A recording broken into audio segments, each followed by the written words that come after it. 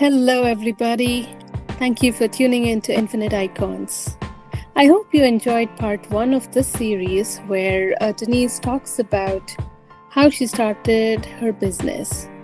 And in this episode, she shares her experiences on starting out on Amazon and also some insights into the nuances of running a company.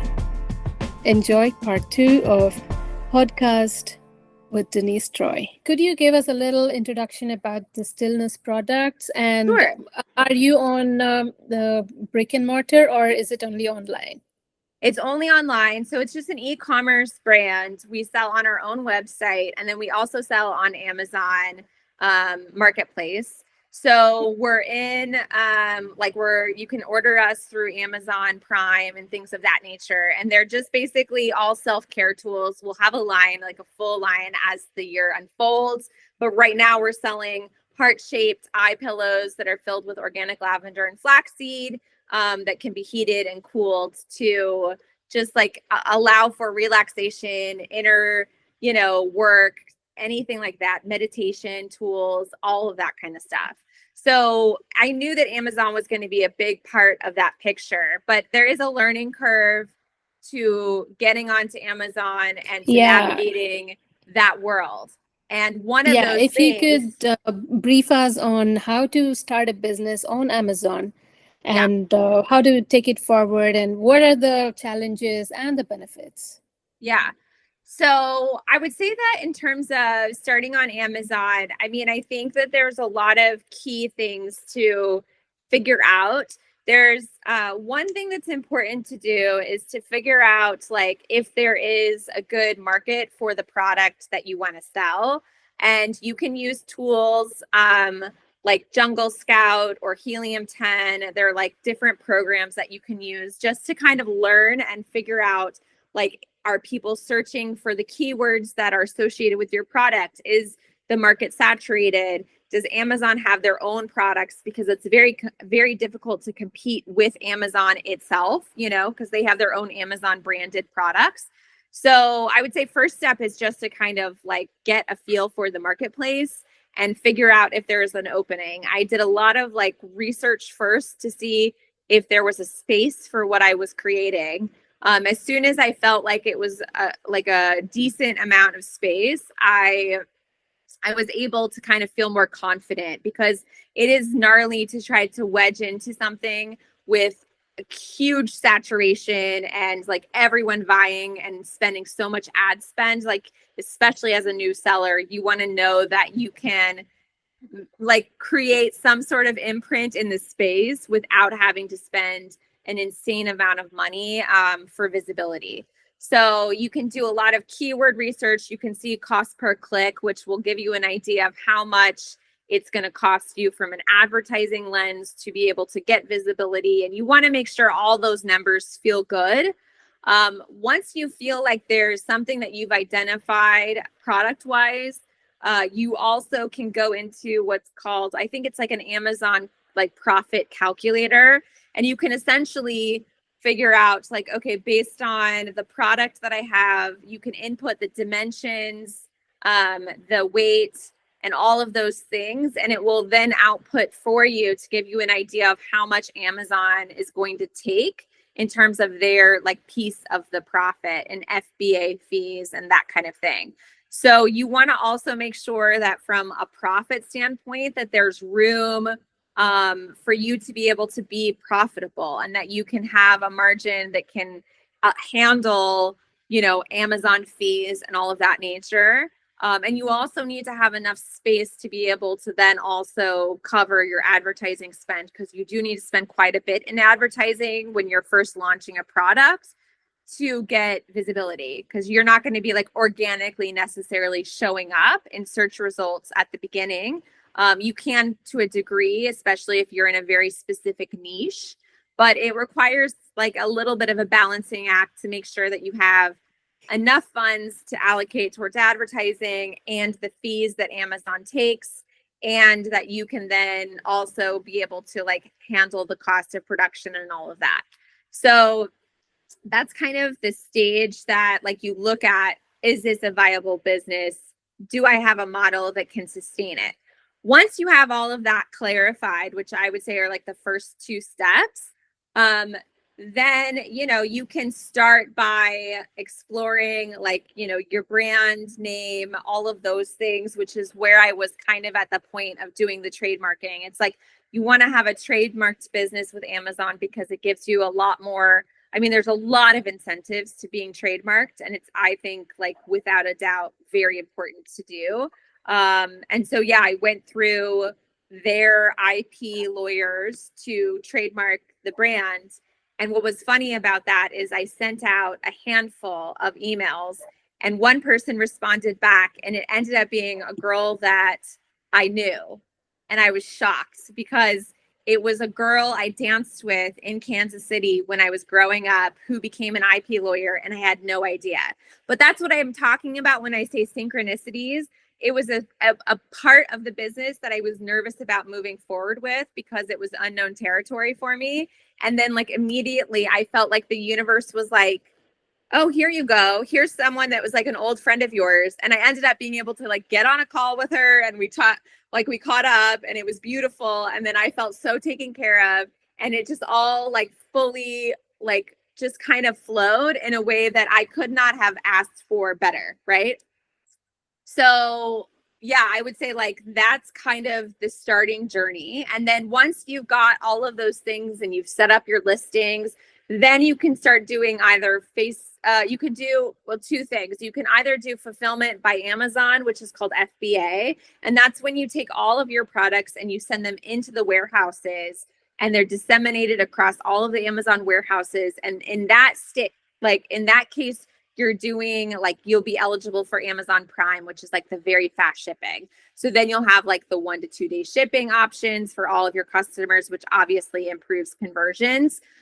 Or the other option is to do fulfillment by merchant, which means that you're fulfilling every order from your home. I chose to do the FBA because I wanted, number one, to get all of the inventory into their warehouses and not be storing it on my side. You pay more though in terms of fees. So there's like trade-offs for everything in terms of how you decide to do things. But I've found that FBA is probably for me the better choice with what my business model is. But if you're doing like custom stuff or anything where customers can like customize things, usually those are FBM, fulfilled by merchant, because the like, you know, the maker is making the product, is customizing it, and then they'll ship it out to you directly. Oh, fascinating. Wow. No, it's You a seem lot. to It's a have a, beast. Like, no, you seem to have had a lot of serendipity moments. yeah, I have. I've been very, Yeah. very blessed and very fortunate and grateful because it has made it all feel way more I don't know, way more supported, way more accessible to me. It's just really gifted me with a like a deeper sense of assuredness and knowing in the fact that like I'm making the right steps and I'm taking things. I know that one of the most important things to me is like doing business with integrity, and it really translates into all aspects of the business for me.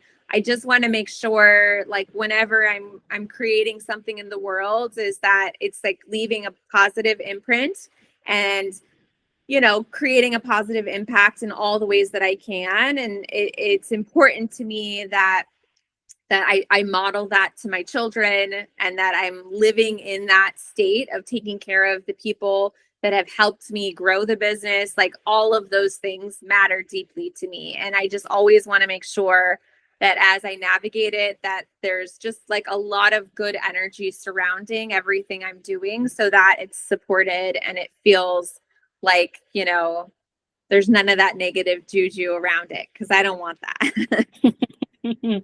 Absolutely beautiful. So, having come this far, would you do anything differently if you were to start something today? I will say this, no, I would not. I honestly feel like, are there places that I could have done things better? Maybe. I'm sure. I'm sure someone could come and like, you know, like riff through all of the stuff and decisions I made and the way that I did things, but I feel so good about all of the steps that I've taken and all of the ways that I've navigated things.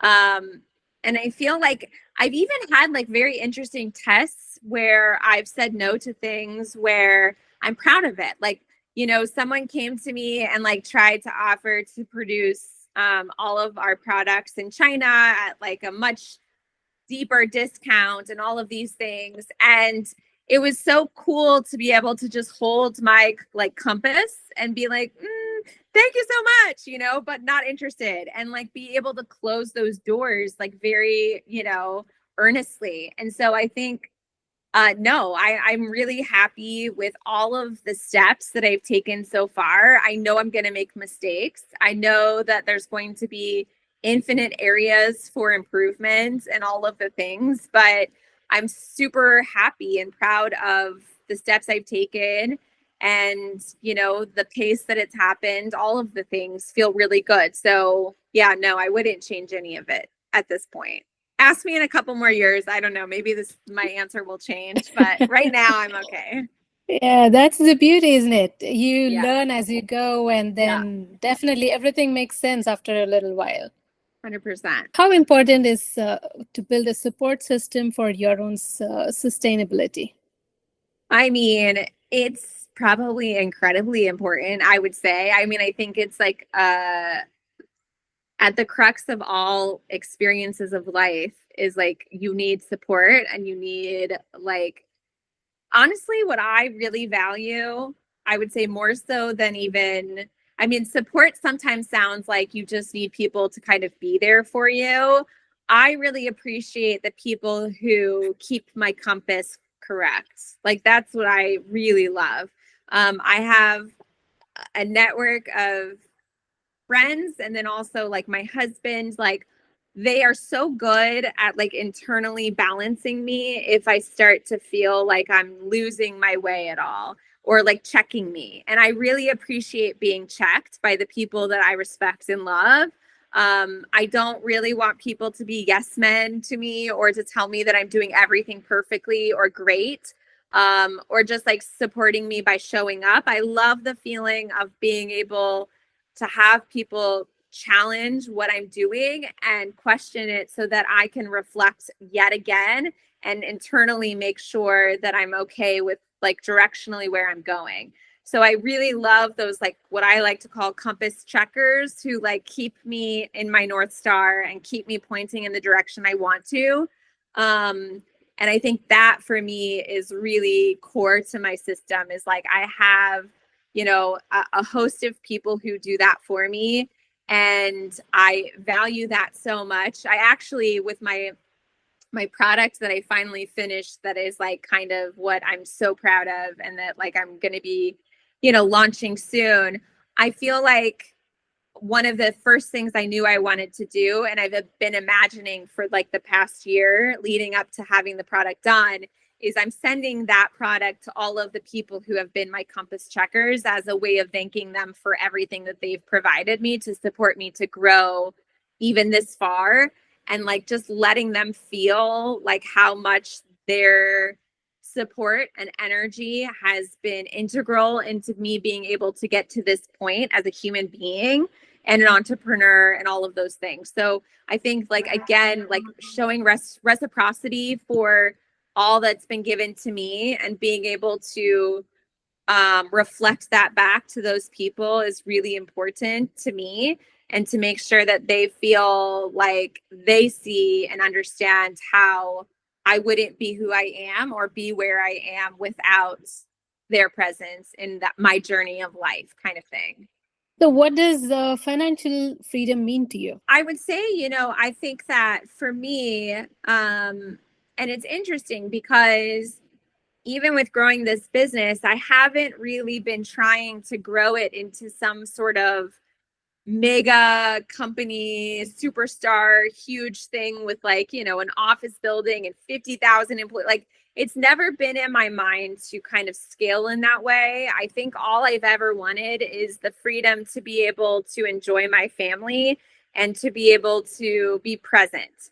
And so that is like a balancing act at all times, because you can grow so big that you can't be present for your family anymore or whatever it might be, right? And I think for me, I am more keen on growing at a tempo and a pace that allows me to still have my priorities be what they are at this moment. And I already feel abundance because of that. Like I already feel so, rich in the fact that I'm able to have the time with my kids when I want to have it. Like that's all I really ask for or want in the situation is not being able, like I would never want to be in the position where I'm, not able to see all of those moments because I know for my heart it would just not work. And so that is really all I ever wanted, and everything that I reach for is to be able to create more space for more beautiful moments, more joyful moments, being able to like have, celebrate with family and friends and all of those things. Like that's really, at the crux of it for me. Like I really don't care about most things beyond that. Lovely. While talking about the finer things of life, could you Yeah. also talk about a little bit of the charity you're doing Oh, to yeah, yeah. the So we've partnered with Laura's House, which is a domestic violence shelter in Orange County. And so we contribute a portion of all of our proceeds to them to support them.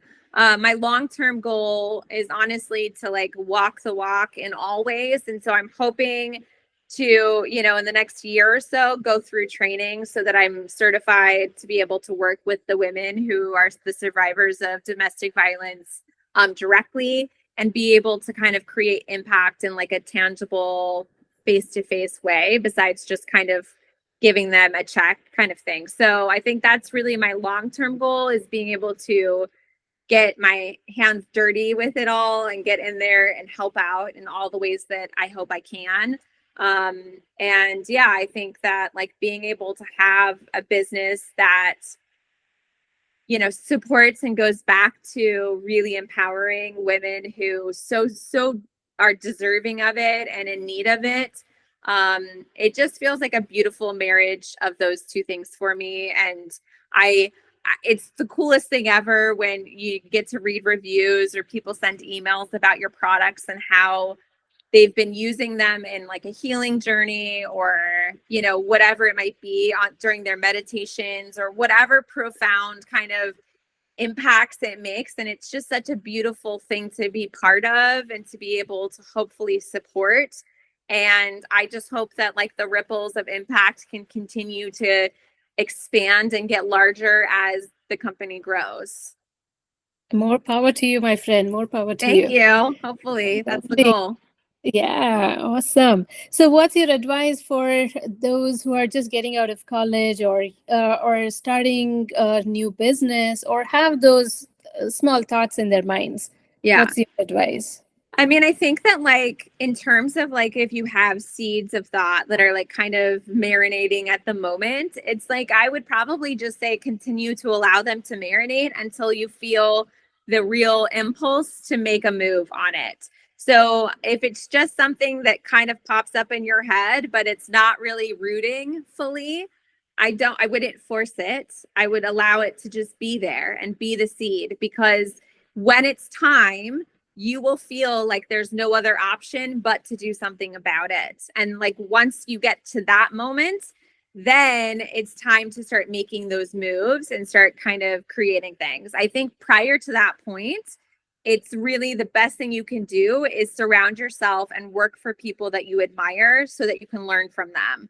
And so if you can go and do internships or go and work in industries that inspire you, do all of those kinds of learning moments so that you can acquire and soak up as much information as possible so that your seed, when it's ready, can turn into the tree you've always wanted, right? But before that point, it's just like surround yourself with people that you admire and inspire you, work for good people, try your best to surround yourself with things that like are where you're going, where the end goal is, and then it will help guide you, because you can see what kind of people they are, how do they do it, how do they do business. I know for me, like on my first film that I worked on. I worked on the movie Step Up, was like my very first like dance film, right? And I assisted the director, and she was also the choreographer. And I learned so much from watching her in her craft, from the lens of how she treated people. Like, she was a master and was so great at making everyone feel seen all the time. Like, she always made it, whether she was getting coffee at a coffee shop or, talking to the lighting guy or whatever it might be, they all felt seen by her, and she made them feel like they mattered in important ways. She was like a gift giver to everyone who helped in every single part of things. Like, she just really dialed in the journey, I think, and for me, paved a way of understanding the importance of really like the reciprocity, making sure that people feel like they matter and that they're important. And I think that was like a key foundational thing for me as an entrepreneur as I like stepped into that space. But had I not worked for her and with her, I don't know if I would have extracted all of that knowledge, right? So it's like, even though it's a totally different industry, there's so many nuggets that I gleaned from that experience that have now transferred into what I do with stillness. And that's just the case for everything. Every single working experience I've had, I've been able to like extract so much knowledge and so much, know-how about how I want to do things, that now later in life, I'm like more, I think, prepared to be able to do it the way that I'm like, I can be really proud of. Amazing. Yeah, that's a wonderful piece of advice. Thank you so much. Yeah, of course. It makes me happy to be Right. able to share it. Absolutely, absolutely. So we have this short five or fast five questions for you. Okay, cool. So you could give us small answers, a word, whatever you feel good. Okay, great. All right. What do you do in your free time? I'd say baths, meditation, reading. And what are you working on as an entrepreneur? I think working on just being myself fully in this space. What would you be if you were not what you are today? I mean, I think I would be happy in so many different jobs and so many different pathways. There's just a million things I could be. So pretty much everything. What's your biggest strength of your company? I think the biggest strength is just the heartbeat behind it all. I think that there's a beautiful motivation behind it, and beautiful people, all these beautiful hands working to create something meaningful. And I think that can be felt like as an energy transference once like it's received by other people. And one word to describe you? I hope light. Brilliant, brilliant. Wow, that was fantastic. Thank you so much, Denise, for your time and your inputs, your sharing your experience with us. That's my Thank you pleasure. so much. Is there anything more you would like to add? No, I'm so grateful to be able to like do this with you and share the things that I've learned over the years. And I hope that even as you continue with the podcast, that it can be a source of light for all the people who are coming to learn more, and that like anything is possible with like beautiful integrity and intentions. Thank you so much. I appreciate it so much. Thanks a lot. I'm looking forward to chatting with you again after your next milestone. I love it. I like it. Let's do it. Okay. All right. Thank you so much.